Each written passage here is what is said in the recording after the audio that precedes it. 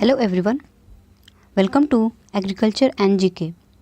My name is Neha और आज हम लोग डिस्कस करने वाले हैं important question of management and ethics. तो चलिए बिना देर किए वीडियो हम शुरू करते हैं और हम लोग आज डिस्कस करेंगे एथिक्स के कुछ और इम्पॉर्टेंट क्वेश्चन। और इस सीरीज़ में हम लोग ये हमारी दूसरी सीरीज़ है जिसमें हम लोग आपको पहली सीरीज़ में फर्स्ट सीरीज़ में हमने क्या क्या डिस्कस किया था वो हम देख लेते हैं। फर्स्ट सीरीज़ में हमने डिस्कस किया था इम्पॉर्टेंट टॉपिक्स हमने डिस्कस की थी कि क्या क्या आपको कवर करने हैं, प्लस हमने प्रीवियस ईयर के क्वेश्चन हमने वहाँ पे डिस्कस आपसे किए थे। तो आप जो है हमारे प्लेलिस्ट से आप जाके important question of management and ethics के वहाँ से आप हमारे प्लेलिस्ट से जाके ज़रूर देखिए। तो आज ये है हमारी वीडियो सीरीज़ की दूसरी सीरीज़ है जिसमें हम लोग एथिक्स के कुछ और इम्पॉर्टेंट क्वेश्चन देखने वाले हैं। तो चलिए बिना देर के शुरू करते हैं। अगर आप हमारा FCI का कोर्स ख़रीदना चाहते हैं जिसमें आपको कोर्स प्राइस केवल 999 में हम आपको प्रोवाइड कर रहे हैं complete notes based on syllabus, latest syllabus के बेस पे हम लोग आपको कंप्लीट नोट्स प्रोवाइड करेंगे, video lecture plus PDF provide करेंगे और हम लोग जो है प्रीवियस ईयर के जो क्वेश्चंस हैं वो हम आपको प्रोवाइड करेंगे। और अगर आप इंटरेस्टेड हैं तो हमें हमारे व्हाट्सएप नंबर पे ज़रूर मैसेज करें। तो चलिए शुरू करते हैं आज का वीडियो। और आपसे एक और रिक्वेस्ट है, अगर आप चैनल पर नए विजिट कर रहे हैं और हमारे चैनल पर अगर आप नए हैं तो प्लीज़ चैनल को लाइक करें, शेयर करें और चैनल को सब्सक्राइब करना ना भूलें। और हमारे जो बेल आइकन है, जो नोटिफिकेशन बेल आइकन है उसको ज़रूर ऑन रखें ताकि आपको लेटेस्ट वीडियो की अपडेट्स आपको सबसे पहले आपको मिले। तो चलिए शुरू करते हैं और डिस्कस करते हैं आज के अपने पहले क्वेश्चन को, जिसमें पहला क्वेश्चन हम लोग डिस्कस करने वाले हैं। क्वेश्चन नंबर 1 है बात कि ये क्वेश्चन है इंग्लिश में, जिसको मैं आपको हिंदी में भी ट्रांसलेट कर सकती हूँ। जिनको हिंदी में ज़रूरत है तो वो हिंदी में भी ट्रांसलेट सुन ले और जिनको इंग्लिश में है वो कोई प्रॉब्लम नहीं है। हम लोग ये बोल रहा है कि ये इम्पॉर्टेंट क्या होता है अपने आपकी कैरियर लाइफ में सक्सेसफुल होने के लिए। पहला है अपीयरेंस, दूसरा है अटेंडेंस, तीसरा है एटीट्यूड, चौथा है रिस्पेक्ट। सबसे पहली बात, अगर आपके पास जो है अच्छा रिस्पेक्ट है तो आप जाहिर सी बात है, ज़रूरी नहीं कि आप रिस्पेक्टेबल हैं तो सक्सेस ही हो। आपके पास अगर अटेंडेंस अगर आप अपने किसी भी जॉब में दे रहे हो तो ज़रूरी नहीं है कि आप सक्सेस ही हो। ठीक है, सबसे पहली बात अच्छी चीज़ ये होनी चाहिए कि आपका एटीट्यूड अच्छा है। ठीक है, आपका एटीट्यूड आपको डिफ़ाइन करता है कि आप कितने सक्सेसफुल हो आपके अपने कैरियर में। तो ये हो गया हमारा पहला क्वेश्चन, जिसको हम लोग करेक्ट आंसर हो जाएगा आंसर C। आगे चलते हैं। अगला है हमारा question, it is important to be at work dash every day and on time unless you are sick and have a family emergency। बोल रहा है कि आपके लिए ये ऐसा कौन सा गिवन ऑप्शन में करेक्ट होगा जिसमें आपको टाइम पे रहना है और तब तक रहना है टाइम पे और डेली रहना है जब तक कि कोई आप बीमार ना हो या फिर कोई इमरजेंसी ना आ जाए। तो ये होगा आपका अटेंडेंस के लिए। ठीक है, एटीट्यूड की हमने बात कर ली है। रिस्पेक्ट एंड अपीयरेंस दूसरा कॉन्सेप्ट हो जाएगा। तो यहाँ पे आपके लिए अटेंडेंस जो है आपका करेक्ट आंसर हो जाएगा अटेंडेंस। ठीक है, डेली की डेली प्रेजेंस आपकी ज़रूरी है। ठीक है, डेली की डेली प्रेजेंस है जिसमें आपको परफॉर्मेंस जो है आपका वहाँ पे रिकॉर्ड किया जाएगा कि आपका परफॉर्मेंस डेली का डेली पहली बात अटेंडेंस में कैसा है, फिर उसके बाद सारी चीज़ें आपकी उसी से जज की जाती हैं। अगला है हमारा dash strong dash means you have a high sense of moral and ethical behaviour that earns respect to others. बोल रहा है कि ऐसा कौन सा चीज़ होना चाहिए जिससे कि आपको जो है अच्छे मोरल्स होंगे और इथिकल बिहेवियर जो है कि आपके अच्छे हैं जिससे कि आप रिस्पेक्ट अर्न कर सकते हैं। तो पहला होगा कोऑपरेशन ऐसा कुछ नहीं है कि आप कोऑपरेट करोगे तो आप रिस्पेक्ट पाओगे, ऐसा कुछ नहीं है। दूसरा है कॉन्फिडेंस है बट ये दूसरी चीज़ हो जाएगी। बात करेंगे एटीट्यूड, तो एटीट्यूड को हमने डिस्कस कर लिया है। तो आपके पास अगर स्ट्रॉन्ग कैरेक्टर है तो अगर कैरेक्टर स्ट्रॉन्ग है मतलब आप अच्छे कैरेक्टर वाले हो। ठीक है, आपका कहते हैं ना कि किसी गलत चीज़ में आपका इन्वॉल्वमेंट नहीं है। ठीक है, कैरेक्टर स्ट्रॉन्ग है, अच्छा है, तो आप जो है रिस्पेक्ट अपनी सोसाइटी में पाओगे। तो ये हो जाएगा आपका स्ट्रॉन्ग कैरेक्टर, जो कि करेक्ट आंसर हो जाएगा इसका D कैरेक्टर। आगे बात करते हैं। आगे हो जाएगा हमारा is essential at work because you must be able to work with others, especially you don't always agree with them ऐसा क्या, कौन सा इसमें ऑप्शन से करेक्ट होगा जिसमें कि आप किसी के बात से सहमत हो या ना हो, ठीक है, एग्री कर रहे हो या नहीं कर रहे हो, लेकिन उनके साथ काम करना है। तो ऐसा कौन सा ऑप्शन से होगा कि ऑप्शन से करेक्ट होगा जिससे आप समझाओगे कि नहीं, आप उनके साथ एग्री नहीं हो तो भी आप उनके साथ काम कर रहे हो। तो ये हो जाएगा आपके लिए कम्युनिकेशन। ऐसा ज़रूरी नहीं है, कम्युनिकेशन के लिए आपको लीडरशिप क्वालिटी ऐसा कुछ आएगा।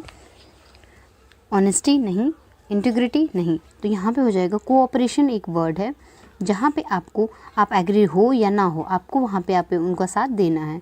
तो ये हो जाएगा cooperation. Correct answer B.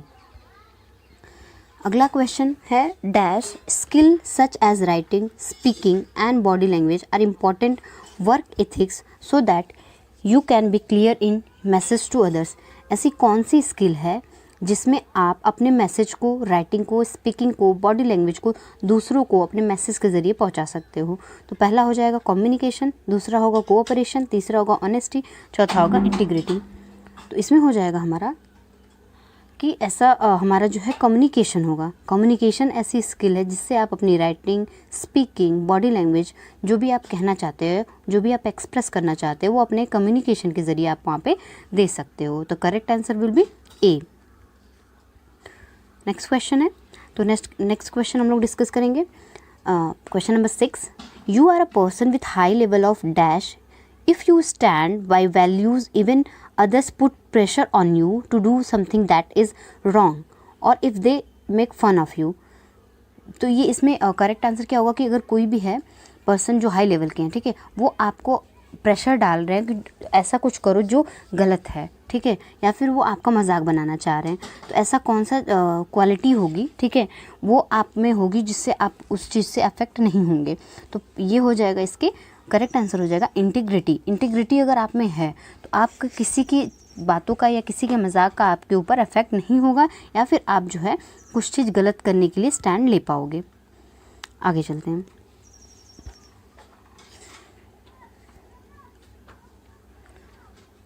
Question number 7 हम डिस्कस करेंगे। If you don't have dash you can really get in trouble for lying, cheating and deceiving others. अगर आपके पास ऑनेस्टी नहीं है, ठीक है, अगर आपके पास ईमानदारी नहीं है, तो आप क्या करोगे, झूठ बोलने के लिए, चीटिंग करने के लिए, धोखा देने के लिए आप रिस्पॉन्सिबल हो जाओगे। तो अगर आपके पास ऑनेस्टी नहीं है, आपके पास ईमानदारी नहीं है, तो आप किसी को भी धोखा देने के लिए, झूठ बोलने के लिए और चीटिंग करने के लिए रिस्पॉन्सिबल होगे। तो करेक्ट आंसर हो जाएगा सी।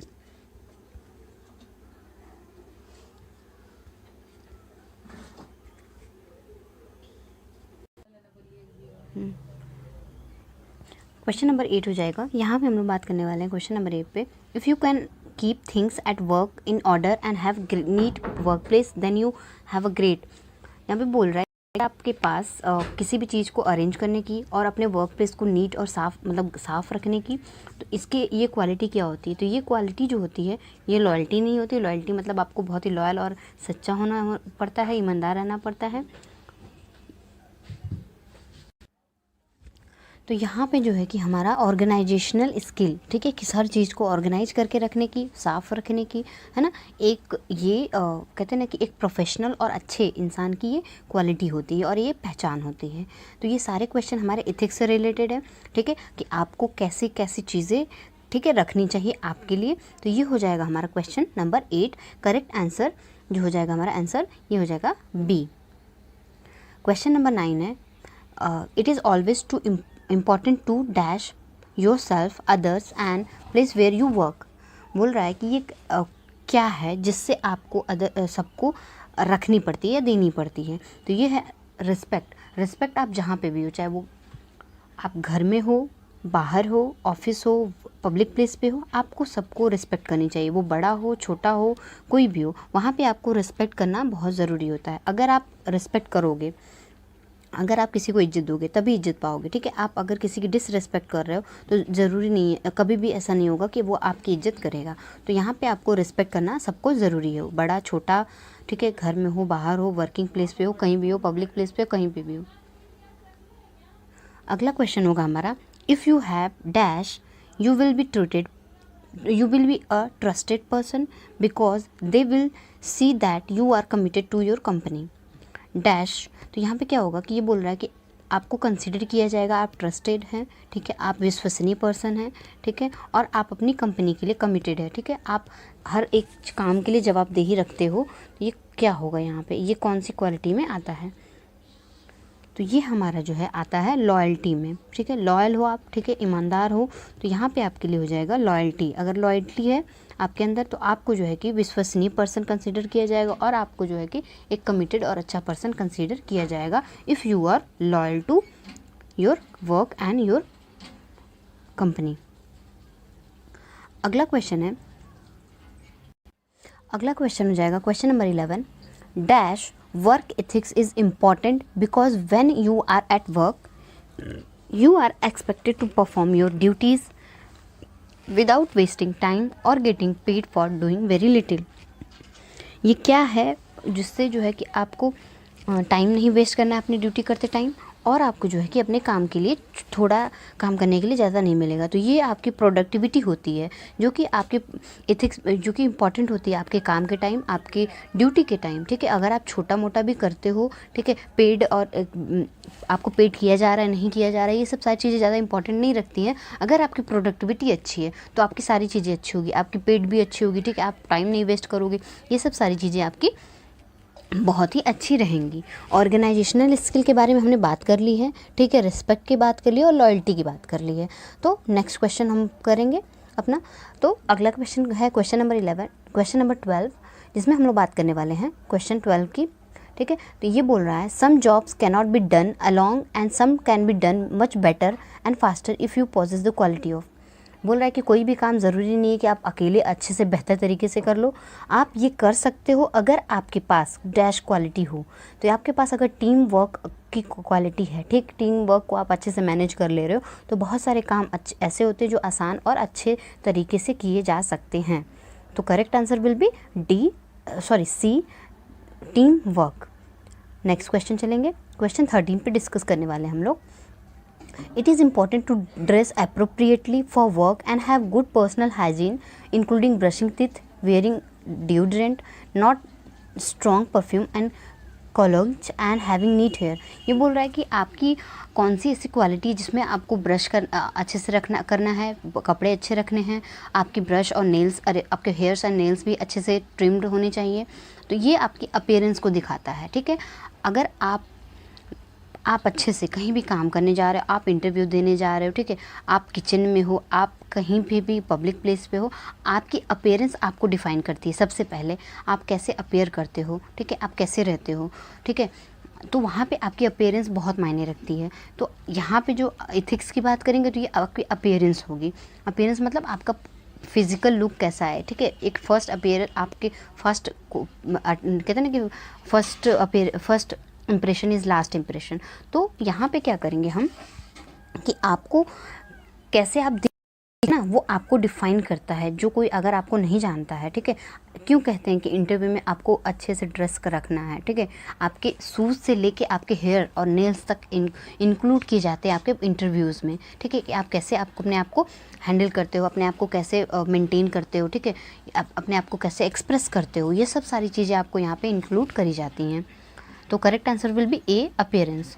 नेक्स्ट क्वेश्चन है question number 14 having dash means you can be trusted to do what you are expected to do at work.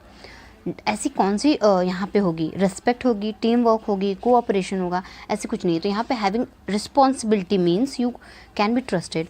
आपके पास अगर आप रिस्पॉन्सिबिलिटी लेने के लायक हो, है ना, आप रिस्पॉन्सिबिलिटी लेते हो, तो ये आपकी जो है कि खूबी है, जो कि आप रिस्पॉन्सिबल हो और दूसरे पर्सन आपसे एक्सपेक्ट करते हैं, आपसे उम्मीद रखते हैं कि आप एक विश्वसनीय पर्सन हो जो कि रिस्पॉन्सिबिलिटी लेके उसे पूरा करने की ताकत रखते हो। तो करेक्ट आंसर विल बी ए।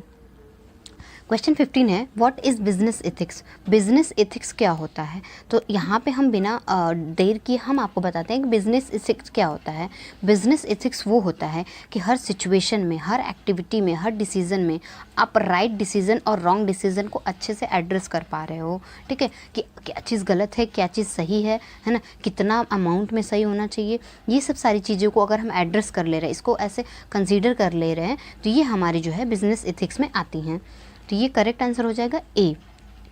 अगला हम लोग बात करेंगे ethics and law overlap this area is called, जहाँ पे इथिक्स और लॉ ओवरलैप करते हैं, ठीक है, एक दूसरे को कहते हैं ना कि इम्पोज करते हैं, सुपर इम्पोज करते हैं, तो वो एरिया कहलाती है हमारी ग्रे एरिया, ठीक है। Grey area correct answer will be हमारा D, option number D will be correct answer.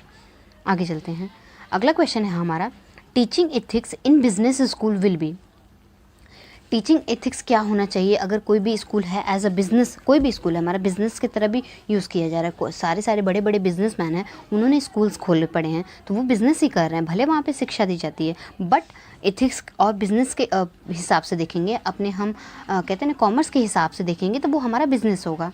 तो यहाँ पे क्या है करेक्ट आंसर, तो ये हो जाएगा हमारा टीचिंग एथिक्स इन बिजनेस, ठीक है।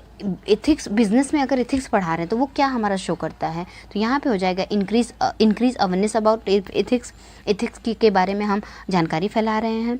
Make manager sensitive to ethical issue, ठीक है, किसी भी को भी इथिकल इशू के लिए, ठीक है, इथिकल इशू को बताना कि क्या चीज़ सही है क्या चीज़ गलत है, ठीक है। Make future manager aware of implication and unethical practices, unethical practices हो रही हैं तो उनको बताना कि ये गलत है ये सही है, ठीक है, उनको मैनेज करने का तरीका बताना, ठीक है। Guide manager when they face ethical dilemmas, ठीक है, एक कोई अगर इथिकल इश्यूज शो कर रहा है, ठीक है, क्या करना चाहिए क्या नहीं करना चाहिए, है ना, प्रॉब्लम्स में है, तो वो सब सारी चीज़ें इस चीज़ से हमारी इथिक्स पढ़ाने से आ जाती हैं। तो करेक्ट आंसर हो जाएगा ऑल ऑफ द अबव, सारे इसके जो ऑप्शंस है वो सही होंगे, तो ऑप्शन नंबर ई हो जाएगा all of the above. Question 18 की बात करेंगे, a written statement of policy and principle that guides the behaviour of all employees, ठीक है, ये कौन सा ऐसा स्टेटमेंट और पॉलिसीज़ होती हैं प्रिंसिपल, ठीक है, जो सारे एम्प्लॉय की बिहेवियर को गाइड करती हैं, तो ये हो जाएंगे हमारे कोड ऑफ एथिक्स, ठीक है। एथिक्स के कितने कोड होते हैं, है ना, वो सारी चीज़ें यहाँ पे बताते हैं कि कैसे क्या हमारी कंपनी के प्रिंसिपल होते हैं, है ना, उनको गाइड करने के लिए एम्प्लॉयज़ को रहते हैं, तो इनको बोलते हैं code of ethics. The correct answer will be हमारा ए हमारा सही आंसर हो जाएगा। बात करेंगे हम लोग क्वेश्चन नंबर 19 की, तो what is the classical view managements social responsibility, management का सोशल रिस्पॉन्सिबिलिटी का क्लासिफिकेशन व्यू क्या है, तो ये हो जाएगा हमारा टू मैक्सिमाइज द प्रॉफिट, ठीक है, मैक्सिमाइज प्रॉफिट को मैक्सिमाइज करने का ये किसी भी हमारा, चाहे वो सोशल रिस्पॉन्सिबिलिटी हो, चाहे हमारा बिजनेस के हम बात कर रहे हैं, चाहे वो फर्म मैनेजमेंट की बात करें, वहाँ पे हमें प्रॉफिट को मैक्सिमाइज करना होता है और इनपुट को जो है हमें मिनिमाइज़ करना होता है, तो यहाँ पे हमारा जो हो जाएगा वो हो जाएगा टू मैक्सिमाइज द प्रॉफिट। तो करेक्ट आंसर जो होगा वो होगा हमारा ऑप्शन बी होगा हमारा टू मैक्सिमाइज द प्रॉफिट। अगला क्वेश्चन हम लोग डिस्कस करेंगे क्वेश्चन नंबर 20। तो क्वेश्चन नंबर 20 है which of these is a purpose to share organisational value, कौन सा ऐसा पर्पस है जो ऑर्गेनाइजेशनल वैल्यू को, हमारा पर्पस क्या है हमारे ऑर्गेनाइजेशनल वैल्यूज़ की, ठीक है। तो पहला ऑप्शन है बिल्ड टीम सपोर्ट, ठीक है, दूसरा ऑप्शन हो जाएगा हमारा इन्फ्लुएंस मार्केटिंग एफर्ट को इन्फ्लुएंस करना बढ़ाना, guide managers decision and action, जो है मैनेजर्स को गाइड करना कौन सा डिसीजन होगा कैसा एक्शन होगा, तो करेक्ट आंसर जो हो जाएगा ऑल ऑफ द अबव, ठीक है। ऑर्गेनाइजेशनल वैल्यूज़ जो होती हैं वो हमारी होती हैं, ठीक है, टीम को सपोर्ट करना, इन्फ्लुएंस करना प्लस गाइड करना, ये हमारे जो है हमारे ऑर्गेनाइजेशनल वैल्यू के पर्पस होते हैं। नेक्स्ट क्वेश्चन है हमारा क्वेश्चन नंबर 20। तो 20 में हम लोग डिस्कस करेंगे विच of these factor that affect ethical and unethical behaviour, ऐसा कौन सा फैक्टर है जो हमारे इथिकल और अनइथिकल बिहेवियर को अफेक्ट करता है। तो पहला है हमारा डाइवर्सिटी, दूसरा है हमारा टीम वर्क, तीसरा है हमारा ओपन कम्युनिकेशन। ये सारी चीज़ें, हमें सबसे बड़ी बात है कि जितने हम डाइवर्स होंगे उतने हमें अनइथिकल, और हमें कहते हैं ना कि चीज़ों को अच्छे से अंडरस्टैंड करने की हमें कैपेसिटी रहती है। टीम वर्क की बात करेंगे तो टीम वर्क है अगर आपको, तो इथिकल डायलेमास फेस करने की ऐसी कोई दिक्कत नहीं होगी। और ओपन कम्युनिकेशन है ना, किसी से भी, चाहे वो आपके पेरेंट्स हो, चाहे आपके दोस्त हो, चाहे आपके कोई भी आपका रिलेशन है, अगर आप वहाँ पे ओपन कम्युनिकेशन रखते हो, है ना, खुला कहते हैं ना कि वार्तालाप रखते हो वहाँ पे, तो वहाँ पे क्या होगा, कोई भी डायलेमास फेस करने की प्रॉब्लम नहीं आएगी। तो यहाँ पे होगा कि कौन सा फैक्टर अफेक्ट करेगा, तो ये हमारा हो जाएगा, जो करेक्ट आंसर हो जाएगा वो हमारा हो जाएगा इथिकल डायलेमास, ठीक है, ये हमें जो है होगा हमारा जो फैक्टर है इथिकल और अनएथिकल बिहेवियर को बताता है। अगला क्वेश्चन डिस्कस करेंगे, क्वेश्चन नंबर 20।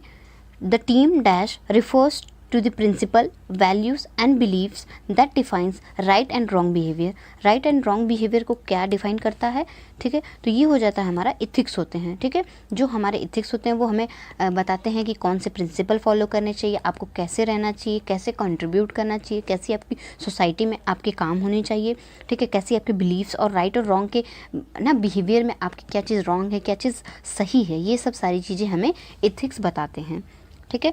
तो ये हमारा करेक्ट आंसर हो जाएगा, करेक्ट आंसर हो जाएगा आंसर नंबर डी करेक्ट होगा। क्वेश्चन नंबर 22 पे हो गया हमारा। 23 की बात करेंगे तो बोल रहा है कि विच of these is a second stage of moral development. Moral development का सेकेंड स्टेज क्या होता है, तो सबसे पहले तो हम डिस्कस ही कर लेते हैं कि पहला प्री कन्वेंशनल स्टेज क्या होता है। तो प्री कन्वेंशनल स्टेज हमारा जो है कि 3 से 7 साल होता है, 3 to 7 ईयर जो है हमारा प्री कन्वेंशनल स्टेज होता है, ठीक है। और हमारा जो है इसमें क्या होता है, जिसमें हमें सेल्फ इंटरेस्ट के बारे में पता करना होता है, ठीक है, और पनिशमेंट अवॉइड करनी पड़ती है, ठीक है। ये हमारा जो है प्री कन्वेंशनल स्टेज हो जाती हैं, ठीक है। अगला हम लोग बात करेंगे कन्वेंशनल स्टेज। कन्वेंशनल स्टेज में हमारा जो 8 से 13 जो है उम्र होती है, इसमें क्या है कि हमें अच्छे अच्छे एटीट्यूड सिखाने चाहिए, अच्छे अच्छे मोरल्स देने चाहिए बच्चों को, तो या किसी के भी बारे में बात करें तो ये हो जाएगी हमारी कन्वेंशनल और सेकेंड स्टेज। कन्वेंशनल और सेकेंड स्टेज ये हो जाएगी हमारी, ये हमारी हो जाएगी थर्ड स्टेज, और प्री कन्वेंशनल हमारी फर्स्ट स्टेज हो जाएगी। तो यहाँ पे बोल रहा है सेकेंड स्टेज की बात कर रहा है, तो सेकेंड स्टेज हमारी हो जाएगी कन्वेंशनल, जो कि हमारी 18 से 13 उम्र की होती है। नेक्स्ट क्वेश्चन डिस्कस करेंगे। अगला क्वेश्चन है हमारा, a personality measures of the strength of persons conviction is called. किसी भी पर्सनालिटी की स्ट्रेंथ को हम कन्विंस कितना है वो किस हिसाब से करते हैं, स्ट्रेंथ को मेज़र करते हैं, तो वो हमारा मेजर्स होता है जो है लोकस ऑफ कंट्रोल पहला, दूसरा है ईगो, तीसरा है ईगो स्ट्रेंथ, चौथा है हमारा नन ऑफ दीज अबव। तो ये हो जाएगा हमारा करेक्ट आंसर जो होगा इसका, ईगो स्ट्रेंथ जो है हमारी ये किसी भी पर्सन की स्ट्रेंथ को मेज़र करने के लिए होता है। आगे चलेंगे। अगला क्वेश्चन है हमारा question number 25। Dash is the personality contribute that measures the degree to which people believe they control their own fate. ये बोल रहा है कि ऐसा कौन सा मेजर्स है, ठीक है, जो है अपने कहते हैं ना कि फेट पे अपने कहते हैं कि क्या बोलेंगे उसको, फेट को जिसे बोलते हैं ना उम्मीद, या फिर चलो अपने भविष्य पे, या फिर एक स्पेसिफिक शब्द मैं आपको बताऊं तो अपने फ्यूचर पे या फिर अपने लक पे जो है लोग बात करते हैं। तो ये जो होता है हमारा, ये होता है locus of control. Locus of control जो है ये ऐसी पर्सनालिटी कंट्रीब्यूट करती है जिसमें हम मेज़र कर सकते हैं कि पीपल कितना अपने फेट पे कंट्रोल करता है। तो ये हमारा करेक्ट आंसर होता है लोकस ऑफ कंट्रोल। बात करेंगे हम लोग अपने क्वेश्चन नंबर 26 की। तो क्वेश्चन नंबर 26 हो जाएगा हमारा, the three measures types of ethical issue includes except. इसमें जो है कि हमारे कौन से इथिकल इशू को में जो है हमारे होते हैं टाइप्स, कौन कौन से होते हैं। तो हमारा जो इसके टाइप होते हैं वो होते हैं हमारे सिस्टमेटिक इशू, कोऑपरेट इशू और इंडिविजुअल इशू। होता कौन सा नहीं है, ये हमारा जो है कम्युनिकेशन इशूज़ जो है करेक्ट आंसर होगा, ये हमारा जो है इथिकल इशू का पार्ट टाइप नहीं है। नेक्स्ट क्वेश्चन चलेंगे। 27 क्वेश्चन नंबर 27 है, ethics are moral principle and values which dash dash dash. बोल रहा है कि क्या होता है मोरल्स प्रिंसिपल, क्या क्या होते हैं, वैल्यूज़ क्या क्या होती हैं। तो ये होती हैं हमारी option number B, governs the action of individual, है ना। किसी का भी मोरल और वैल्यूज़ और प्रिंसिपल कैसे हम जानेंगे कि वो कैसे गवर्न करता है इंडिविजुअल, उनके एक्शंस कैसे हैं, वो हमारे सारी चीज़ें बताती हैं उनके बिहेवियर और एथिक्स के बारे में। अगला क्वेश्चन है हमारा, trustfulness is in marketing communication is an example of. बोल रहा है कि अगर मार्केटिंग में हम कम्युनिकेट कर रहे हैं और वहाँ पे हमारा जो है विश्वसनीयता के बारे में बात करेंगे तो वो क्या होगा, तो वो हो जाएगा हमारा मार्केटिंग एथिक्स। मार्केटिंग एथिक्स की बात करेंगे तो ये हमारा जो है करेक्ट आंसर हो जाएगा ऑप्शन नंबर सी, 28 का ऑप्शन नंबर सी हो जाएगा हमारा मार्केटिंग एथिक्स। नेक्स्ट आगे चलते हैं। अगला क्वेश्चन है हमारा question number 29, document that consist of all ethical standard that employer expect from employees is classified as. ऐसा कौन सा डॉक्यूमेंट है जो इथिकल स्टैंडर्ड को बताता है, जिसमें जो लिखा रहता है सारी चीज़ें, ठीक है। तो ये हो जाएगा हमारा करेक्ट आंसर।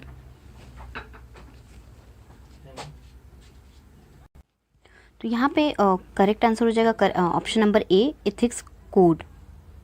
एथिक्स कोड जो है हमारा करेक्ट आंसर होगा इसका। तो यहाँ पे क्वेश्चन नंबर 29 का करेक्ट आंसर होगा एथिक्स कोड। नेक्स्ट हम लोग डिस्कस करेंगे fairness of process is classified as. Fairness of process किस में क्लासीफाई होता है, किस जस्टिस में क्लासीफाई होता है?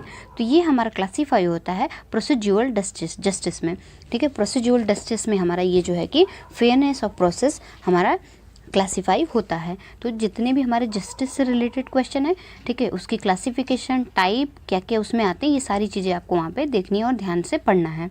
नेक्स्ट क्वेश्चन है हमारा क्वेश्चन नंबर 31 में है justice and fairness of a result of a decision is often classified as. इसके लिए जो करेक्ट आंसर होगा वो हमारा होगा option number C, distributive justice, ठीक है। तो इसीलिए जस्टिस एक इम्पॉर्टेंट अपने आप में हो जाता है। तो यहाँ पे आपको ध्यान में रखते हुए जस्टिस को क्वेश्चन सारे पढ़ने हैं, जस्टिस के सारे जो टॉपिक्स है वो कवर कर लेने हैं आपको। नेक्स्ट क्वेश्चन हम लोग डिस्कस करेंगे। तो क्वेश्चन नंबर 32 होगा हमारा करेक्ट आंसर, इसका डी होगा। और क्वेश्चन नंबर 32 को हम डिस्कस करते हैं। Standard that decided what kind of conduct employees of organization should possess, ठीक है। किसी भी ऑर्गेनाइजेशन का एम्प्लॉय है, ठीक है, उसको कैसे जो है कि कहते हैं ना कि कैसे एटीट्यूड रखने हैं, कैसे काम करना है ना, क्या क्या स्टैंडर्ड होते हैं। तो वहाँ पे जो है इथिक्स में वो सारी चीज़ें बताई रहती हैं। तो ये हो जाएगा करेक्ट आंसर 32 का हमारा इथिक्स। क्वेश्चन नंबर 33 की बात करेंगे। क्वेश्चन नंबर 33 हो जाएगा the word ethics come from. जो वर्ड इथिक्स है ना, इथिक्स किस वर्ड से आया है? तो करेक्ट आंसर जो होगा ये हो जाएगा option number A, ethos. Ethos से हमारा जो है इथिक्स आया है, हमारा करेक्ट आंसर हो जाएगा इथॉस, ऑप्शन नंबर ए। तो जो इथिक्स वर्ड है ये हमारा इथॉस से आया है। ये अपने आप में एक इम्पॉर्टेंट क्वेश्चन है हमारा, अपने आप में एक इम्पॉर्टेंट क्वेश्चन है। 33 क्वेश्चन, ठीक है, ध्यान रखेंगे इसको। नेक्स्ट क्वेश्चन हम डिस्कस करेंगे। Question number 33, A dash dash is a set of principle that people hold themselves to or are held by organization or group, ठीक है। किसी भी ऑर्गेनाइजेशन में, किसी भी कंपनी में, है ना, वहाँ पे सारे रूल्स होते हैं, रूल्स और प्रोसीजर्स होते हैं काम करने के, ठीक है। वहाँ पे डिसाइडेड होता है कि आपको किस टाइम पे आना है कंपनी में, ठीक है, किस कंपनी में टाइम से जाना है, उस कंपनी का इंटरवल टाइम क्या होगा, ये सब सारी चीज़ें आपको वहाँ पे दी रहती हैं। तो ये जो है कि किस कोड के अंदर आता है? तो ये होता है हमारा code of ethics. Code of ethics के अंडर ये आता है हमारा कि कोई भी काम, किसी भी ऑर्गेनाइजेशन का ग्रुप है वो कैसे काम करेगा, ये सब सारी चीज़ें कोड ऑफ एथिक्स में दिए रहते हैं। अगला क्वेश्चन है हमारा question number 35, dash is ability to commit to doing what is right no matter the situation. Situation कैसी है, ऐसी एबिलिटी क्या डिसाइड करती है, ठीक है। तो ये होती है कि हमारी सिचुएशन कैसी भी है, ठीक है। वहाँ पे क्या है कि आपको क्या क्वालिटी, क्या एबिलिटी होगी कि आप अपने काम के लिए फोकस्ड रहोगे, बट ठीक है, आपको सिचुएशन का कोई मतलब नहीं है ना, सिचुएशन कैसी भी है, ख़राब हो, अच्छी हो, है ना। तो ये होगी आपकी क्वालिटी जो होती है, वो डेडिकेशन वाली क्वालिटी होती है, ठीक है। तो यहाँ पे आप अगर डेडिकेटेड हो तो कोई भी काम हो, पढ़ाई हो, है ना, आप काम कर रहे हो, ठीक है, ये सब सारी चीज़ें आपकी डेडिकेशन अगर आपके अंदर है तो आपको सिचुएशन का कोई मतलब नहीं होगा। आगे चलते हैं। आगे हो जाएगा question number 36, there are 2 abilities that you must have to properly understand ethics. Ethics को समझने के लिए आपके अंदर 2 एबिलिटी होनी चाहिए, एबिलिटी टू डिस्टिंग्विश और डेडिकेशन। अगर डेडिकेशन है तो आप जो है कि सारे इथिक्स के टॉपिक्स को, इथिक्स के, है ना, पॉइंट्स को अच्छे से जो है अंडरस्टैंड कर सकते हो और समझ सकते हो। तो करेक्ट आंसर जो होगा answer number C, answer C हो जाएगा इसका करेक्ट आंसर, क्वेश्चन नंबर 36 का सी। अगला क्वेश्चन हम डिस्कस करेंगे question number 37, we advocate trustfulness, accuracy, honesty and reason as essential to integrity of communication. This is commitment that would most likely to be found. ऐसी कौन सी जो है कि है चीज़ें कौन सी आती हैं जिसमें कि ये सब सारी चीज़ें वहाँ पे मेंशन की गई हैं? तो यहाँ पे जो करेक्ट आंसर होगा वो होगा code of ethics. Code of ethics जो है ये हमारे जो है यहाँ पे दिखाएंगे ये सब सारी चीज़ों के कैरेक्टरिस्टिक्स को। नेक्स्ट क्वेश्चन पे डिस्कस करेंगे, क्वेश्चन नंबर 38 पे। तो क्वेश्चन नंबर 38 है, dash are believes and attitude we have that can actually conflicts with our ethical decision. ऐसी कौन सी चीज़ है, ऐसी कौन सी है ना, ऐसी कौन सी चीज़ है जिसमें आपको जो है कि आपके बिलीफ और एटीट्यूड में आपके एथिकल डिसीजन को कन्फ्लिक्ट करते हैं। तो आपकी वैल्यूज़ होती हैं, है ना, वैल्यूज़ आर द बिलीव्स, एक सेकेंड, तो आपकी जो वैल्यूज़ होती हैं, है ना, values are the believes and attitude जो कि आपके इथिकल डिसीजन को कॉन्फ्लिक्ट करती हैं। नेक्स्ट क्वेश्चन बात करेंगे हम लोग, क्वेश्चन नंबर 39 की। According to the text what undermines persuasion and communication. तो लाइंग है, ये आपको जो है बताता है कि अंडरमाइन करता है आपके परसुएशन एंड कम्युनिकेशन को, ठीक है, अगर आप झूठ बोल रहे हो तो। नेक्स्ट क्वेश्चन है question number question number 40। Dash is the degree to which others can depend on us like reputation it can take a lifetime to build and only a second to destroy. ऐसी कौन सी चीज़ है, ठीक है, जो कि आपको बनाने के लिए तो पूरा टाइम लग जाएगा, ठीक है, पूरी लाइफ टाइम लग जाएगी, बट उसको डिस्ट्रॉय करने के लिए सेकंड लगेगा, मिनट ऑफ सेकंड लगेगा, ठीक है। तो ये आपकी रिलायबिलिटी है, ठीक है, आपकी रिलायबिलिटी है जो कि आपको डिफ़ाइन करती है ना, वो हमारे ऊपर डिपेंड करती है कि आप कैसे किसी के साथ रिएक्ट करते हो, कैसे किसी के साथ रहते हो, है ना, किसी भी सिचुएशन में कैसे रिएक्ट करते हो, वो पूरी की पूरी आपकी लाइफ टाइम कमाई आपकी रिलायबिलिटी ही होती है, ठीक है। तो क्वेश्चन नंबर 40 को हो जाएगा ऑप्शन नंबर सी, रिलायबिलिटी। हमारा क्वेश्चन नंबर है 41 में हम डिस्कस करेंगे what are the true reasons of our action when we have something to lose or gain as a result. हमारे पास हमारे एक्शन के लिए और हमारे गेन और लॉस के लिए ऐसा क्या है जो कि हम उसको कहते हैं ना कि लॉस कर सकते हैं।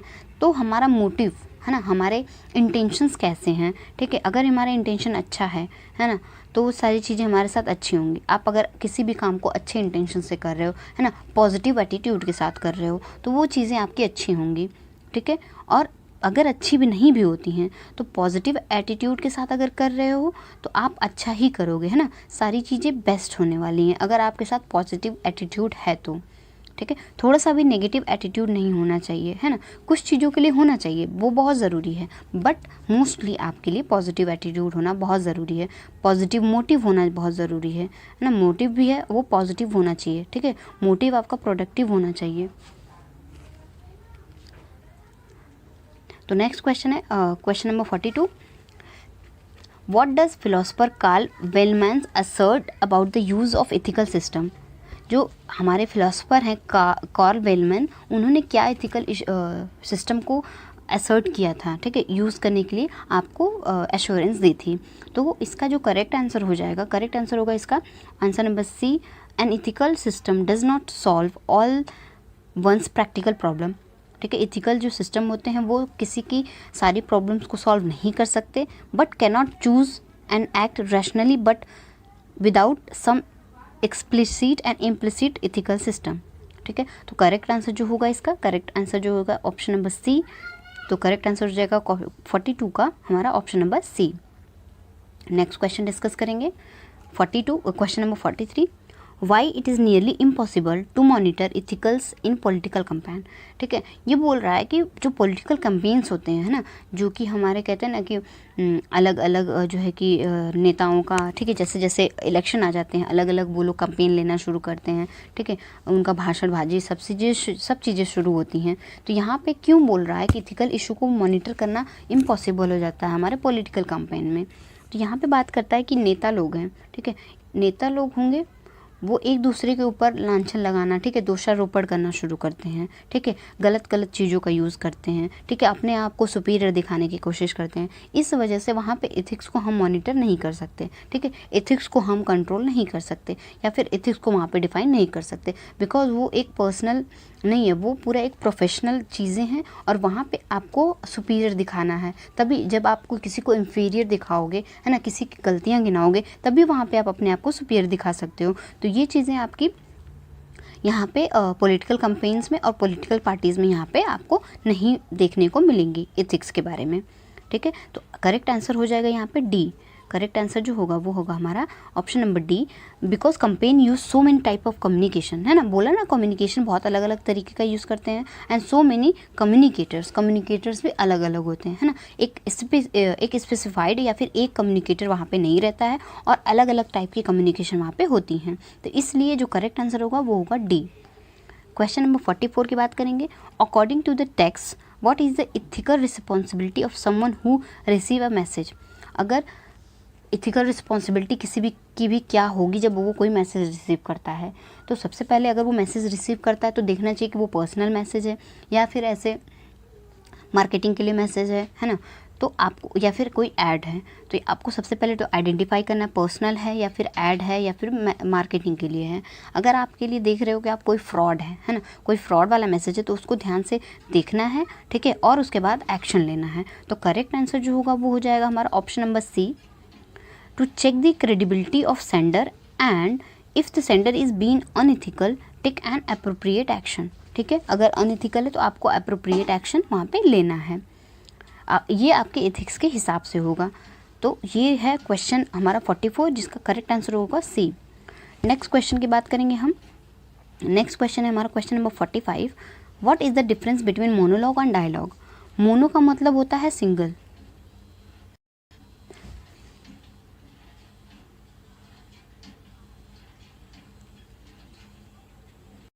तो यहाँ पे सबसे पहले यहाँ पे जो हो जाएगा, मोनो मतलब होता है सिंगल, ठीक है, मोनो मतलब होता है सिंगल, ठीक है, सिंगल और वन, ठीक है, और डाई मतलब होता है दो, डाई मतलब टू और डुअल। तो यहाँ पे जो होगा इनका मतलब क्या होता है, तो जो करेक्ट आंसर होगा वो डी होगा। मोनो मतलब एक सिंगल पर्सन है जो कि एक कोई भी परफॉर्मेंस दे रहा है या स्पीच दे रहा है तो वो सिंगल पर्सन करेगा।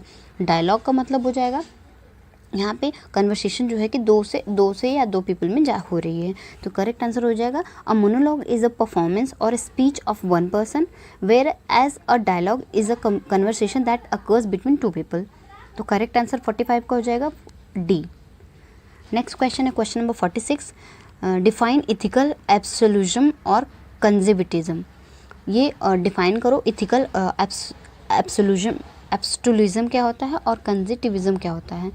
तो इसका जो करेक्ट आंसर होगा वो हो जाएगा हमारा claims there are eternal universally applicable moral principle right and wrong are objective qualities. तो ये करेक्ट आंसर जो हो जाएगा, करेक्ट आंसर होगा डी, ठीक है, करेक्ट आंसर हो जाएगा 46 का डी।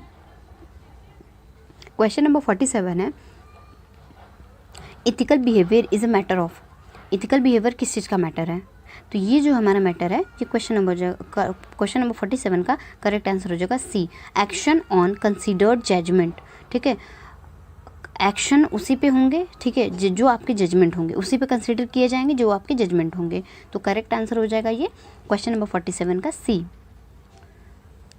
क्वेश्चन नंबर 48 हो जाएगा हमारा, राइट ऑफ ऑथर और क्रिएटर इज़ नोन एज। किसी भी ऑथर और क्रिएटर का जो राइट होता है उसे कौन सा राइट बोलते हैं, तो वो होता है हमारा कॉपीराइट। ठीक है, अगर कॉपीराइट है वो चाहे वो गाना बना रहे हो, चाहे वो कोई फिल्म बना रहे हैं या फिर कोई है ना म्यूज़िक क्रिएट कर रहे हैं या फिर कोई कहते हैं ना कि टोन क्रिएट कर रहे हैं, ठीक है, तो वो सारी चीज़ें जो होती हैं ना वो एक पर्सन की का खुद का कॉपीराइट होता है ना। कोई अगर बुक लिख रहे हो है ना, या फिर आप किसी भी चीज़ को किसी भी ऑथर की बुक का रेफरेंस ले रहे हो तो उनको आपको है ना धन्यवाद देना ज़रूरी है, नहीं तो आपको वो वहाँ पे वो इलीगल माना जाएगा, है ना। अगर आप उसकी ठीक है किसी भी कॉपीराइट को यूज़ करना चाह रहे हो तो वहाँ पर आपको उसकी परमिशन की ज़रूरत पड़ेगी। तो ये हो जाएगा करेक्ट आंसर यहाँ पर कॉपीराइट। आगे चलते हैं, आगे है हमारा cooperate social responsibility is equally important to.